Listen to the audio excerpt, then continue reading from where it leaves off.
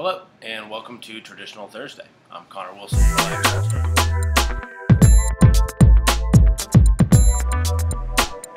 Goalie. This week we have the ever-elusive goalie traditional. It's pretty special.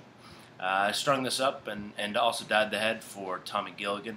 He is our director of photography here at Lax All-Stars, and he'll be playing for a UMass alumni team up at Lake Placid. Needed a new stick, so I hooked him up. Hadn't done a goalie traditional in forever, so it was kind of a process of learning for me, which was fun. A great new challenge, and banged it out in probably an hour and a half, 2 hours. Gave it to Tommy last night. He's going to break it in. He's got a couple weeks before Placid, so I'm excited to see how it goes. I didn't want to give too deep of a pocket right away. I think that is asking for whip and drag when you're going to throw the ball eventually as it breaks in. So, the leathers are going to stretch out a little bit. They have to, otherwise that thing's not going to work. I didn't string it around. Originally I was going to try and string it around a football, but instead I actually just ended up stringing it flat, stringing it straight. Just make sure my knots are in the right place, and then, keeping it a little loose, and then, pounding that pocket in and moving the knots a little bit, and pounding the pocket and moving the knots. And eventually it really did shape up just how I wanted it to. So kind of stuck to my guns on that one. I was tempted to string around something, but sticking with freehand for now. So it was fun. It was a great challenge, and I'm looking forward to hearing back from Tommy to hear how it actually throws. Hopefully throws well and stops the ball and doesn't give up rebounds. So, like any good goalie stick should. So next up, now that we've covered the goalie traditional and you've seen it a little bit, we're going to get to some reader questions, and we've definitely been getting some very good ones lately. First kind of set of questions we have, one came from AJ and the other comes from Kevin Kelly. And Kevin, AJ's kind of wondering, what's the benefit of traditional or a pita pocket in general over mesh, which is a good basic question. And then Kevin is asking something a little different, which is,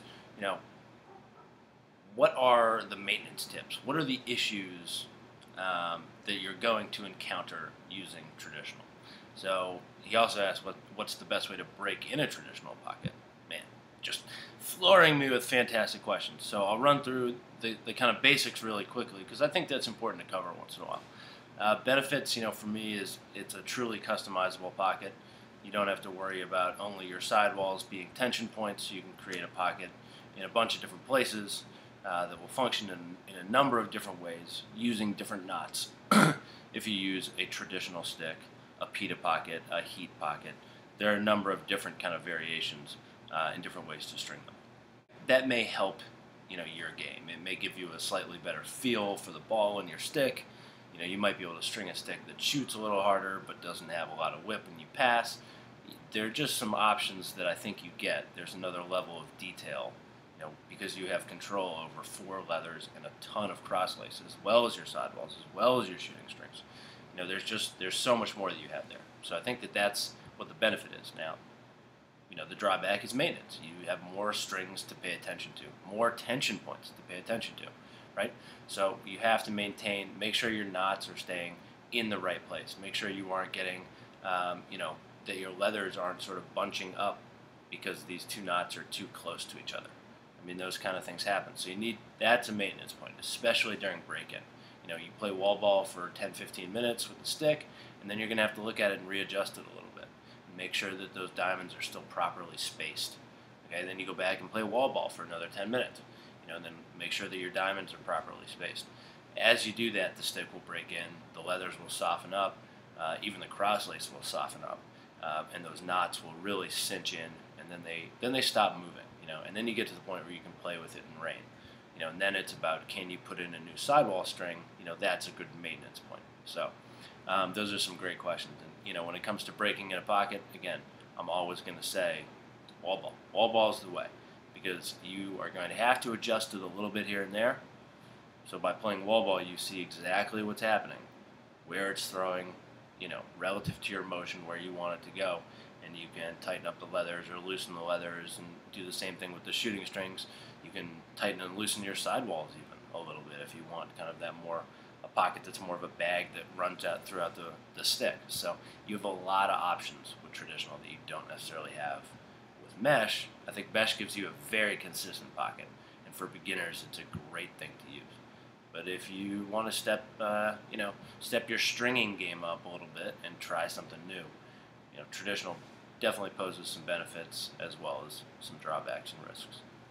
All right, our next question comes from Julio Montoya, who asks, how much crosslace should I buy to do a pita pocket? It's a good question.